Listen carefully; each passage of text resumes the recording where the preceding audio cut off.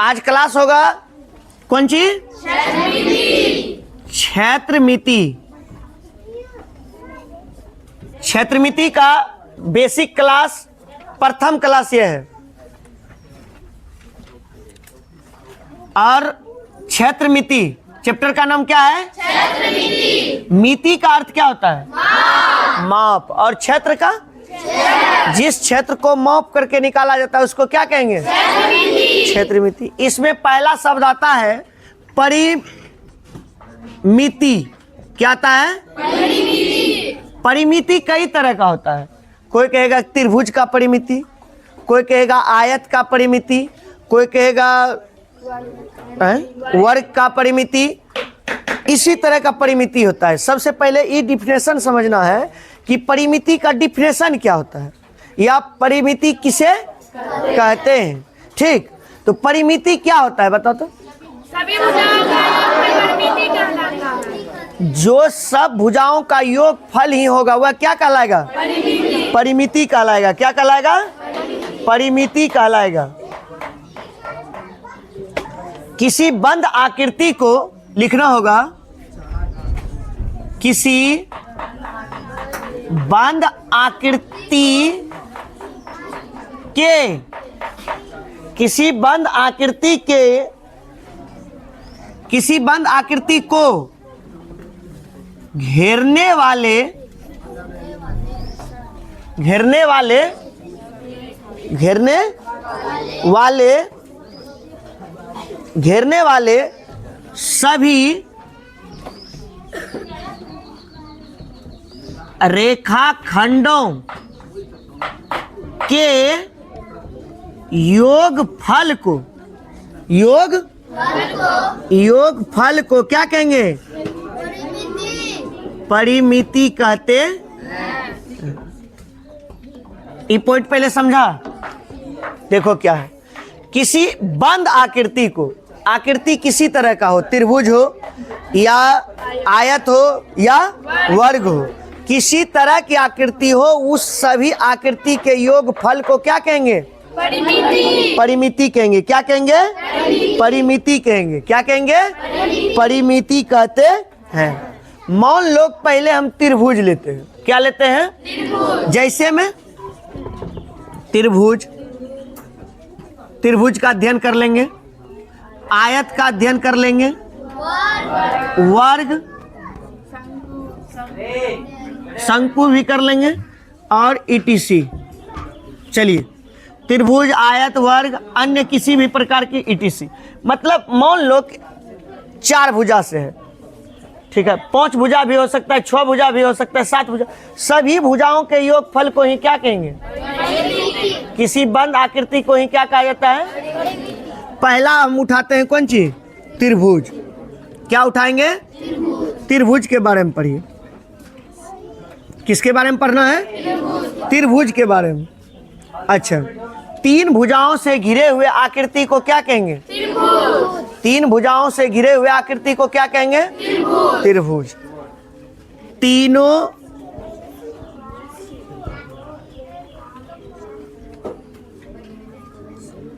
तीन भुजाओं से घिरे हुए आकृति को, आकृति को क्या कहेंगे?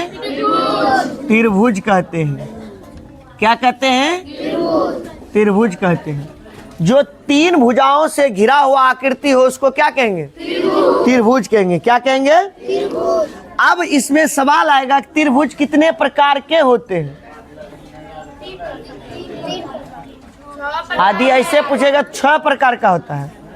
भुजा के आधार पर त्रिभुज कितने प्रकार के होते हैं? तब होगा, यहाँ बताना होगा भुजाओं के आधार पर, भुजाओं के आधार पर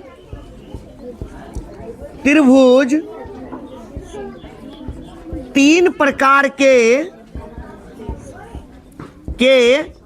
होते हैं। त्रिभुज कितने प्रकार के होते हैं? 3 प्रकार के होते हैं। पहला समबाहु त्रिभुज। बाहु मतलब भुजा होता है। समबाहु त्रिभुज। दूसरा बोलो। अच्छा, समद्वि बाहु त्रिभुज। तीसरा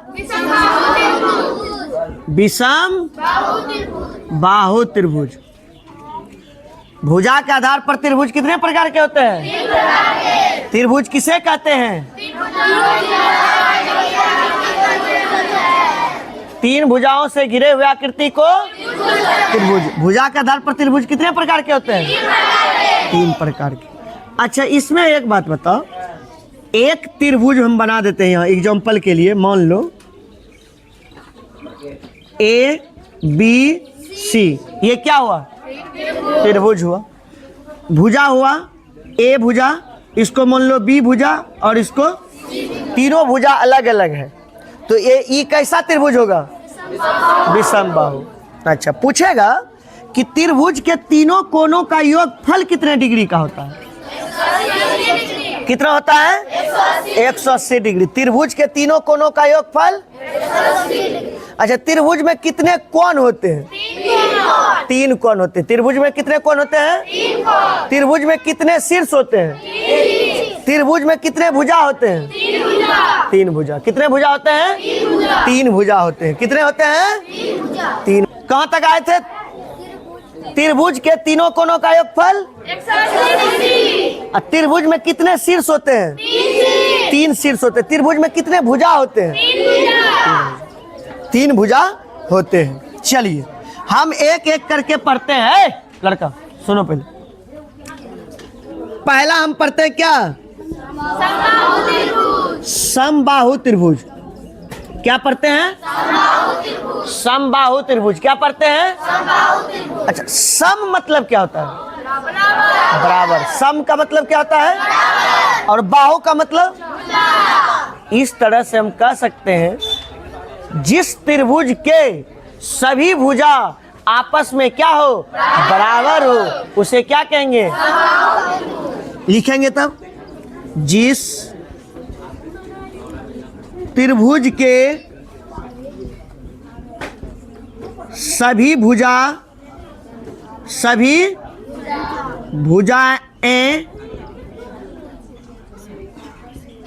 बराबर हो, इसको मिटा दें, इसको मिटा सकते हैं। सभी भुजाएं बराबर हो, उसे समबाहु त्रिभुज कहते हैं। अच्छा, जिसकी सभी भुजा बराबर होगा उसको क्या कहेंगे? समबाहु त्रिभुज कहेंगे। सब भुजा क्या होना चाहिए? त्रिभुज में चार भुजा होता है? तीन भुजा होते हैं। त्रिभुज में कितने भुजा होते हैं?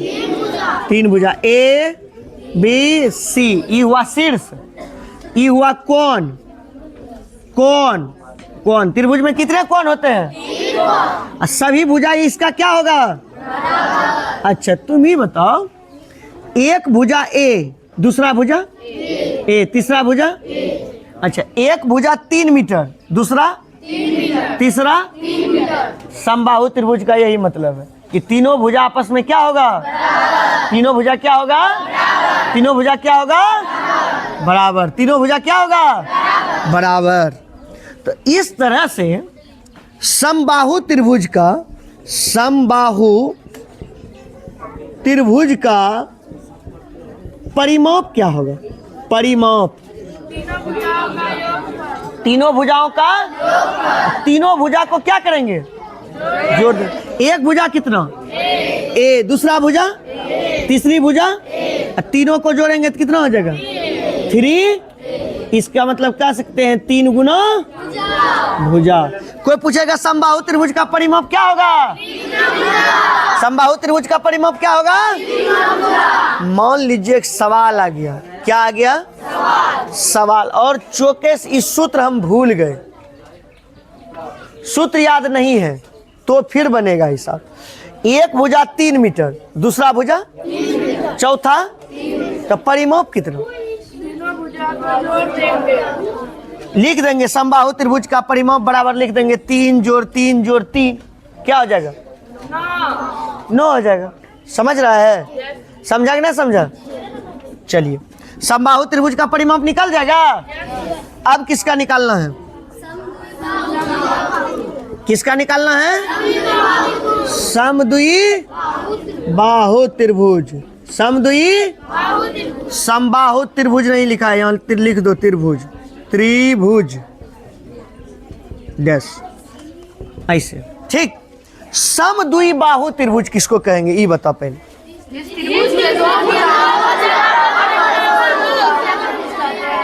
क्या बोला?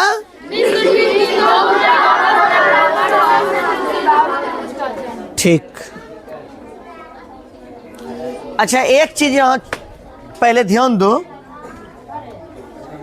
समद्विबाहु त्रिभुज के पहले एक चीज ध्यान देना है कि समबाहु त्रिभुज का परिमाप बराबर सूत्र क्या हुआ? अच्छा, इसी में पूछ देगा कोई समबाहु त्रिभुज की भुजा बराबर ई हो जाएगा परिमाप अब बटा 3। किसका परिमाप? समबाहु त्रिभुज का परिमाप बटा। सवाल आता है, सवाल हम बोलते हैं, सवाल आता है कि समबाहु त्रिभुज के परिमाप 18 है तो भुजा ज्ञात करें। क्या हो जाएगा? कैसे हुआ? लिखेंगे, लिखेंगे समबाहु त्रिभुज की भुजा बराबर परिमाप बट्टा। परिमाप कितना दिया था? 18 बट्टा, तो भुजा कितना हुआ? निकल जाएगा नहीं। अब हम लोग पढ़ेंगे कौन चीज? समद्वि बाहु त्रिभुज। समद्वि बाहु त्रिभुज। समद्वि बाहु त्रिभुज बराबर क्या होता है सूत्र? अरे समद्वि बाहु त्रिभुज किसे पहले कहते हैं ये समझ।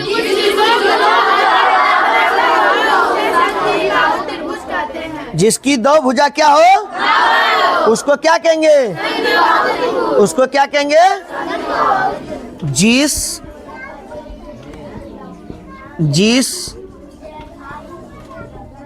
त्रिभुज के दो भुजाएं, कितने भुजाएं? दो भुजाएं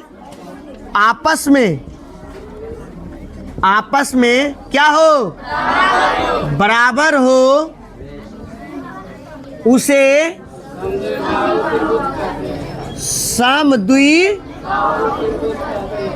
समद्वि बाहु त्रिभुज कहते हैं। नीचे दिखता है? दिख रहा है ना यहाँ तक? कोई दिक्कत? चलिए, जिस त्रिभुज के दो भुजाएं आपस में क्या हो उसको क्या कहेंगे? अच्छा, चलिए त्रिभुज बनाते हैं।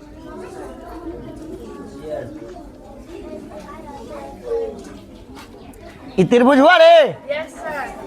त्रिभुज हुआ ये? तीन भुजाओं से क्या है? और दो भुजा इसमें आपस में क्या है? मान लो ई भुजा और यह भुजा आपस में क्या है? बराबर है। मान लो ये 4 है तो ये कितना? ये मान लो 5 है तो दो भुजा आपस में क्या है? अच्छा मानते हैं। मान लो ई भुजा ए तो ई भुजा कितना? E B. समद्वि बाहु त्रिभुज में दो भुजा आपस में क्या होता है? तीसरी भुजा अलग होता है। चलिए, इसका पूछ देगा कि समद्वि बाहु त्रिभुज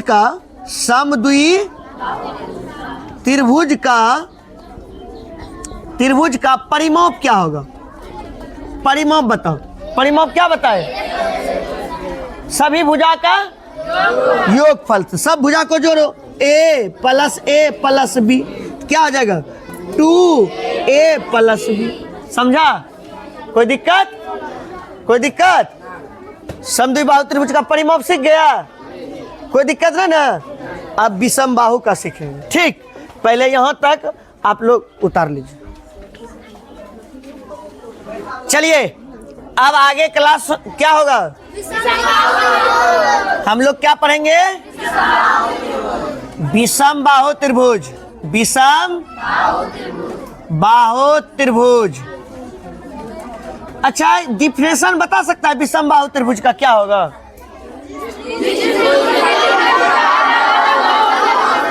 तीनों भुजा बराबर हो और अलग अलग हो। जिस त्रिभुज की सभी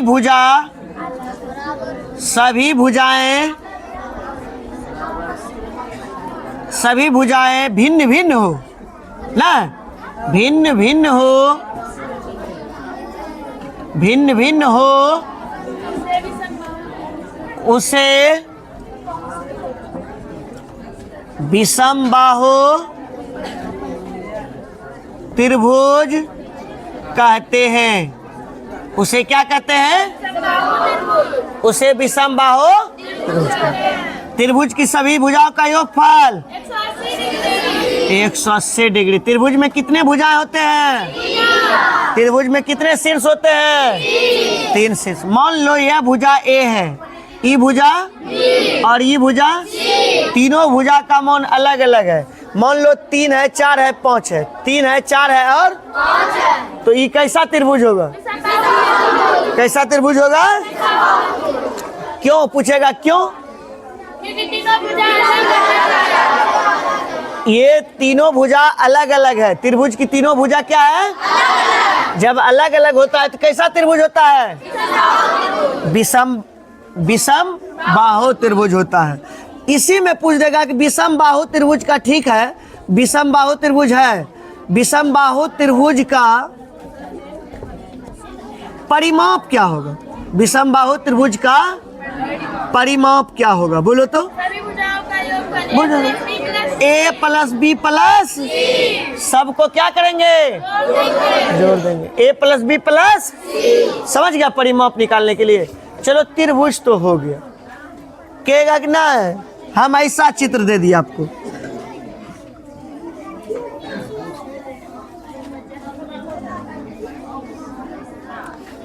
ऐसा दे दिया चित्र, कहेगा कि इस चित्र का परिमाप ज्ञात कीजिए। बताते हैं। ई हो गया 5, ई कितना हो गया? 5। ई मान लो 4 है, ई 3 है, ई 1 है, ई 3 है, ई भी 3 है, ई भी 3 है, ई 2 है, ई 1 है, ई फिर 5 है। अरे 5 ना, ई मान लो 3 है, ठीक है, ई मान लो 2 है, ई मान लो 2 और इसको मान लो 1, इसको भी मान लो 1, ई तो ही हो गया। अब बताओ भुजा का योगफल क्या होगा? परिमाप क्या होगा? कितना हुआ? सब भुजा को जोड़ देंगे, लिखेंगे यहाँ आकृतियों का परिमाप बराबर। क्या लिखेंगे? आकृतियों का परिमाप बराबर। जोड़ देंगे 5 जोड़ 4 जोड़ 1 जोड़ 3 जोड़ 3 जोड़ 3 जोड़ 2 जोड़ 1 जोड़ 3 जोड़ 2 जोड़ 2 जोड़ और 1 जोड़ 1। मतलब कहने का हुआ सभी भुजा को क्या कर देंगे? ऐसा बना लेगा सवाल? ठीक, ये सवाल बन गया। अब चलिए आगे। कोई भी आकृति का परिमाप निकाल लेगा? किसी भी आकृति का परिमाप निकल जाएगा? सभी को क्या करेंगे? विषम बाहु। अब चलते हैं हम लोग कौन सी पर? आयत। किस पे चलते हैं? आयत। अब बताओ हमको आयत क्या होता है पहले?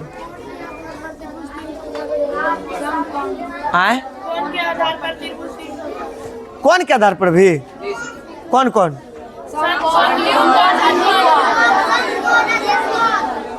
उसमें नहीं निकल जाएगा परिमाप? अच्छा, उसको भी पढ़ा देना, ठीक है। चलो पढ़ ही लो। अब क्या पढ़ना है तुम लोग को? कोनों के कोण के आधार पर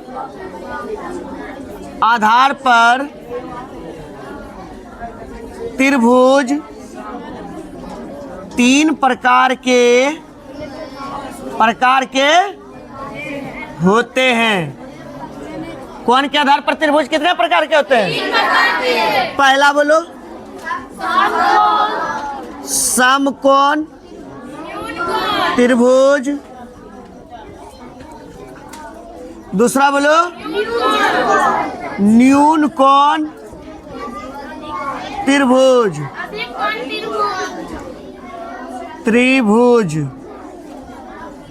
उसके बाद अधिक कोण त्रिभुज।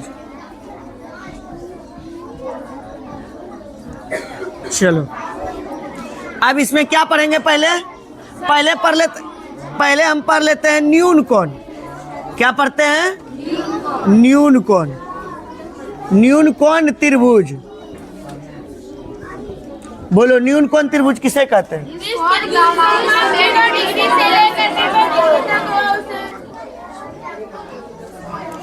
आप बताइए, न्यून कोण किसे कहेंगे?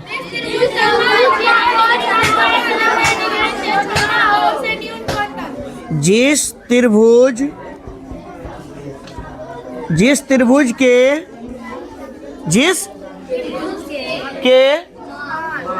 के मान 0 डिग्री से बड़ा, 90 डिग्री से छोटा हो, उसे न्यून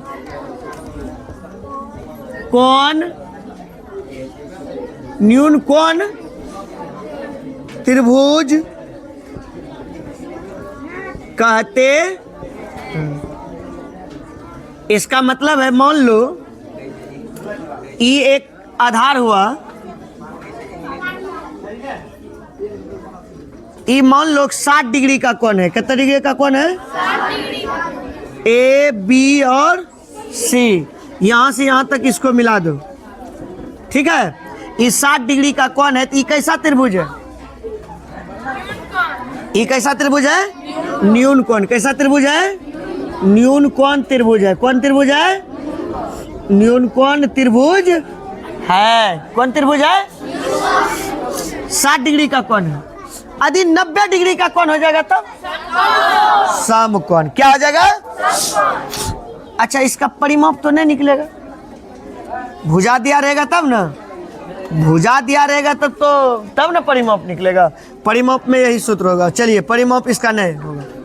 चलिए, समकोण के बारे में पढ़ लीजिए। समकोण त्रिभुज क्या होता है? जिस त्रिभुज का मान 90 डिग्री का हो, उसे समकोण त्रिभुज कहते हैं। हेलो, कहते हैं। चलिए, एक कोण क्या होना चाहिए? 90 डिग्री। चलिए, सीधा होना चाहिए बिल्कुल।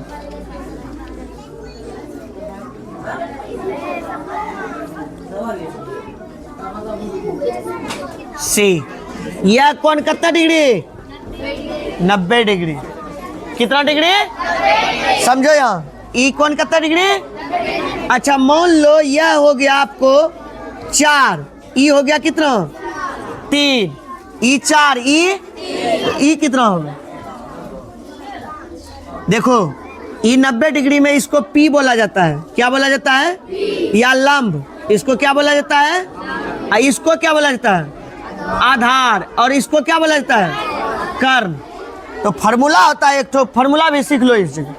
फॉर्मूला होता है कर्ण बराबर रूट अंडर लंब स्क्वायर प्लस आधार स्क्वायर। तो इसीलिए समझो इस जगह, AC बराबर क्या हो जाएगा? AC बराबर सूत्र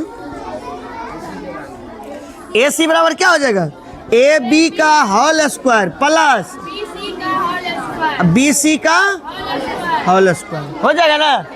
अच्छा ये तो सूत्र हुआ। तब देखो 4 चौका 3 तिया और दोनों को जोड़ दो तो 25 और 25 का वर्गमूल, 5 इसका मतलब कर्ण कितना होगा, कर्ण कितना होगा, सीखा कि नहीं सीखा, सीख ना लिया। इस जगह ये भी फार्मूला होता है।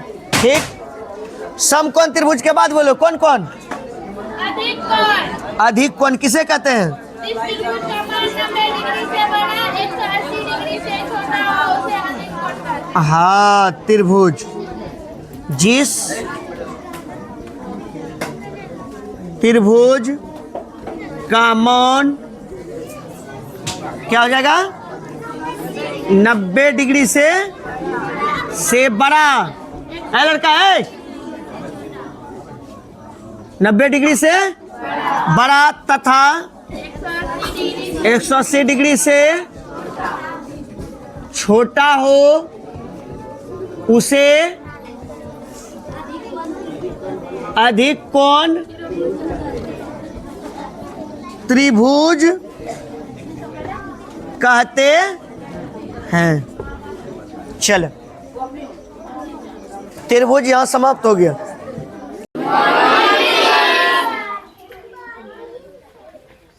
आज क्षेत्रमिति का दूसरा क्लास होगा।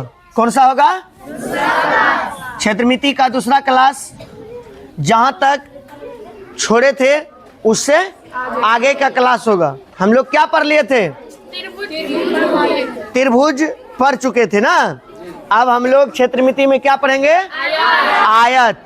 तो समबाहु त्रिभुज का परिमाप बराबर क्या सूत्र लिखाए थे, तीनों भुजाओं का एक भुजा तीनों भुजाओं का योगफल, परिमाप 3 गुना भुजा 3 गुना भुजा, 3 गुना भुजा लिखाए थे। ठीक, आज हम लोग पढ़ेंगे कौन सी, आयत। क्या पढ़ेंगे, आयत। आयत किसे कहते पहले ये बता दो,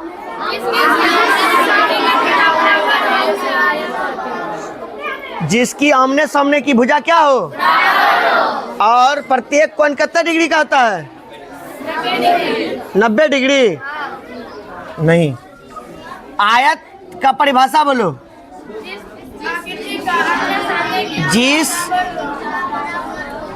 जिस आकृति का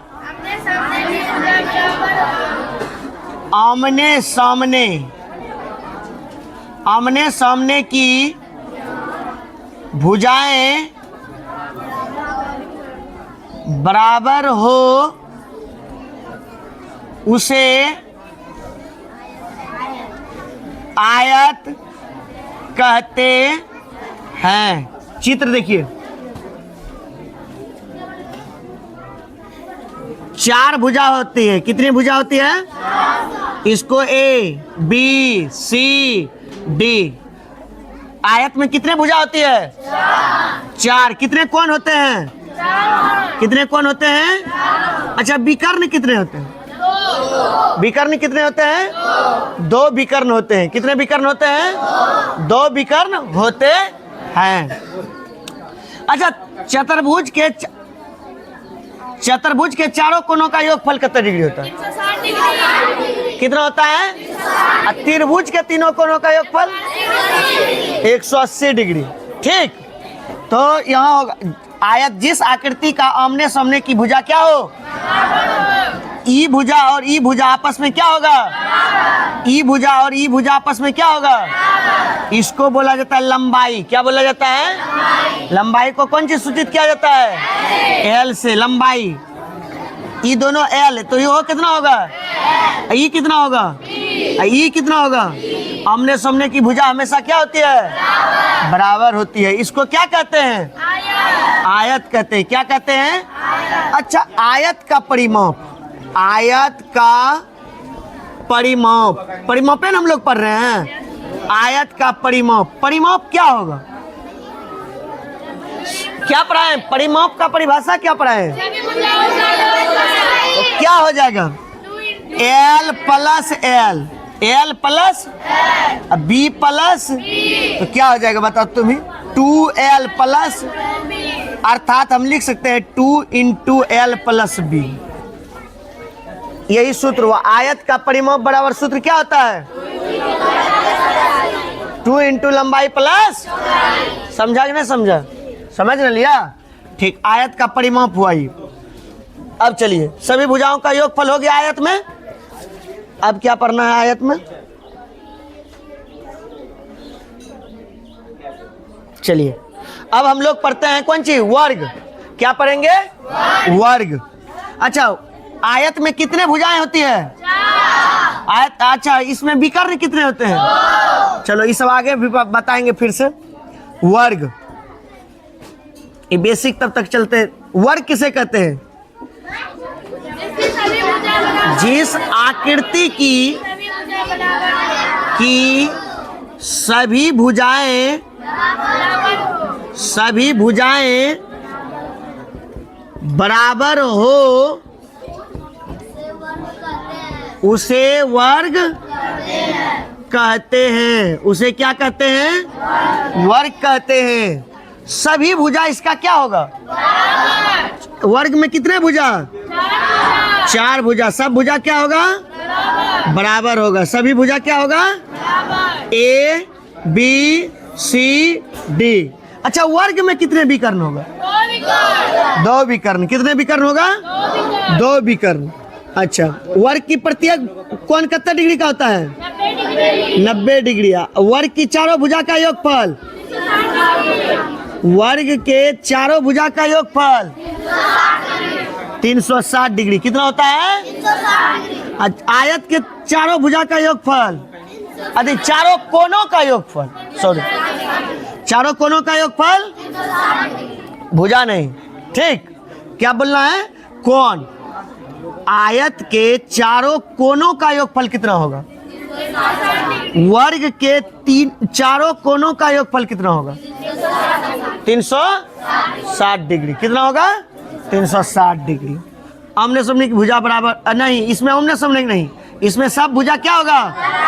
अच्छा, एक भुजा कुछ बोल लो, बोलो बोलो आए, नहीं अंक में नहीं, ऐसे ए और ए। तो वर्ग का परिमाप बराबर, बोलो सूत्र क्या होगा? वर्ग का परिमाप बराबर ए गुनो अति ए जोड़ ए जोड़ सब भुजा का योगफल होता है। सीधी बात याद रखो, परिमाप सभी भुजाओं का योग होता है। तो कितना हो जाएगा? 4a। इसका मतलब हो गया 4 गुना भुजा। इसीलिए सूत्र बना है। कोई पूछेगा वर्ग का परिमाप बराबर 4 गुना भुजा या 4 गुना भुजा, कोई दिक्कत है? याद हो गया? कैसे बन रहा है सूत्र, देख रहा है ना? ठीक, चलिए आयत वर्ग। और क्या पढ़ेंगे? आयत वर्ग के बाद बोलो। अच्छा, वर्ग की परिमाप तो हो गया, वर्ग की भुजा कह देगा।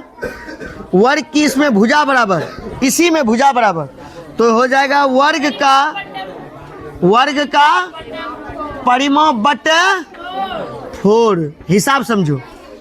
मान लो इस परिमाप का कुल परिमाप 32 है। कितना है परिमाप? 32। तो एक भुजा कितना होगा? 16। एक भुजा 16 कैसे होगा? 4 से भाग देगा। एक भुजा कितना हो जाएगा? 8 कितना होगा? 16 8 24 8। परिमाप जो होता है सभी भुजाओं का क्या होता है? योग। तो 4 से भाग दे देंगे। क्यों देंगे 4 से भाग? क्योंकि सभी भुजाएं बराबर ही होती है। 4 से भाग पड़े बे करेगा। समझ रहा है ना? वर्ग का परिमाप बटा 4। चलो यहां तक में कोई दिक्कत? चलिए, अच्छा एक बात बताइए, एक आकृति है, एक आकृति बनाते हैं। आकृतियों का परिमाप किसी भी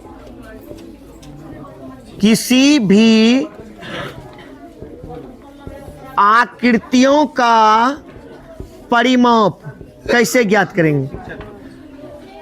आकृति हम बना के देते हैं आपको, आकृति दे रहे हैं बना करके। मान लो कि यह ऐसे है, ऐसे है,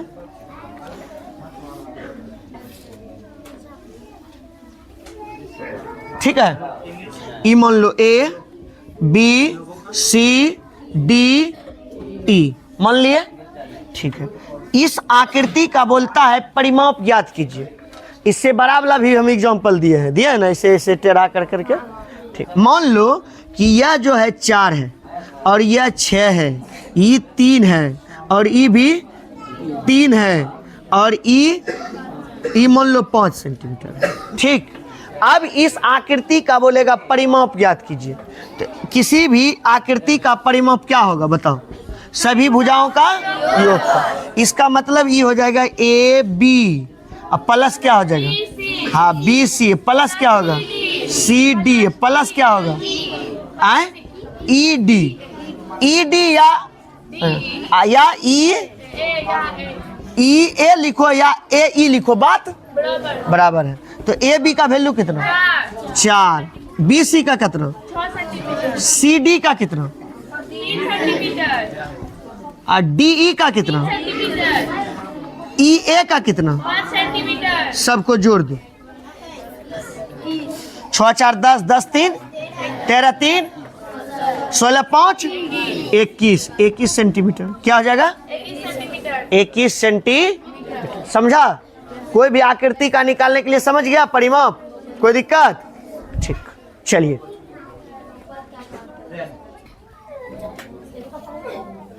चलिए देखिए, कहता है, पढ़िए इस सवाल को। यदि किसी शांत रहो। यदि किसी आयत की लंबाई और चौड़ाई का अनुपात दिया हुआ है, इतना हो तो इसका परिमाप इतना है। किसी भी आयत की जो है, आयत है एक, कैसा आकृति है? आयत की जैसी आकृति है, ए बी सी डी। आयत की लंबाई कितना दिया है? 3 और ई कितना दिया है? 2। ये अनुपात में दिया है, समझो इस जगह। ई किस में दिया है? अनुपात जो होता है किसी भी संख्या का कटा हुआ भाग होता है। तो इस जगह हम मान लेंगे इसको क्या? 3x, और इसको क्या मान लेंगे? ई कितना हो जाएगा? ई कितना हो जाएगा? 3x। समझ गया? अब चलो इस सॉल्व कैसे इस सवाल को करेंगे। माना कि आयत की लंबाई क्या मानेंगे? 3x। क्या मानेंगे? चौड़ाई क्या मानेंगे? चौड़ाई क्या मानेंगे? 2x। चौड़ाई क्या मानेंगे? 2x। इसको अब बनाते हैं हम सवाल प्रश्न से। किससे?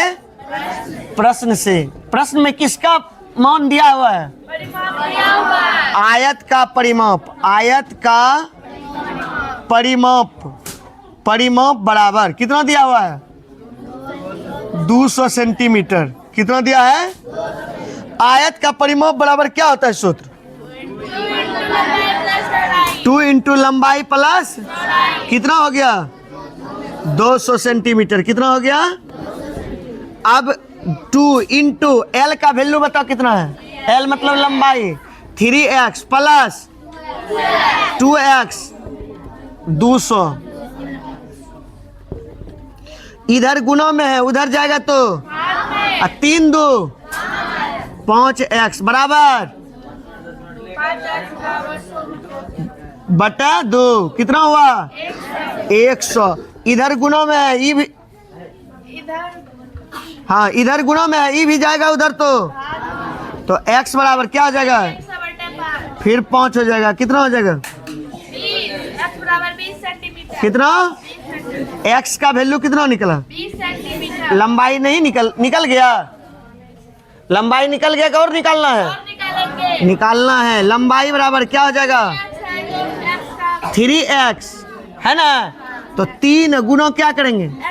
x का वैल्यू 20 रख दो। 20 दिया 60 सेंटीमीटर। इसका मतलब है कि ई कितना है? 60 सेंटीमीटर। ई भी कितना है? 60 सेंटीमीटर। अब देखो उसका चौड़ाई बोलो।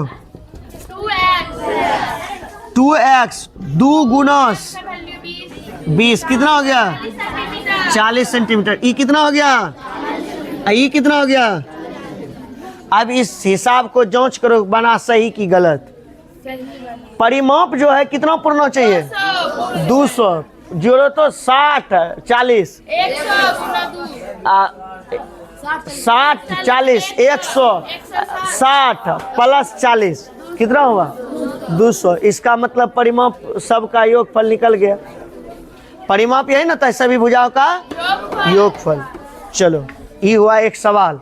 क्या हुआ?